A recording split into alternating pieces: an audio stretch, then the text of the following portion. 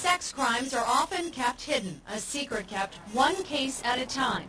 But the case involving Johns Hopkins Dr. Nikita Levy created potentially hundreds of victims. Even though victims realize there are other victims, it's still an intensely personal experience. An experience Gail Reed and others at Turnaround Inc. are helping women navigate. The private nonprofit partners with Baltimore police and was notified about the case before it broke in early February so they could handle calls. And they got them. Reed says 160 came in just last month, more than double their norm. It is very challenging, and it's kind of a strange situation because in some ways it's sort of a community crisis. A crisis Turnaround is handling in several ways. In addition to phone calls, women can also be seen individually, although there's a waiting list for therapists, some of whom are working longer hours to accommodate the growing caseload.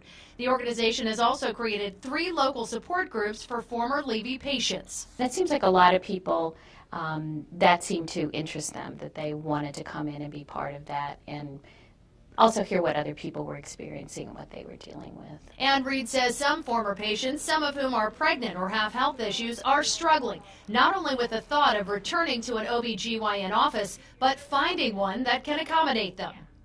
I have heard from some of our therapists that some of the women are having trouble getting into practice, so they're calling providers and being turned away. A Hopkins spokeswoman says they're working as quickly as they can to rectify appointment delays and have extended staff hours and kept clinics open on days they're usually closed.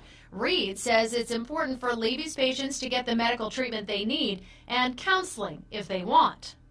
I like people to know that we're here if they need us.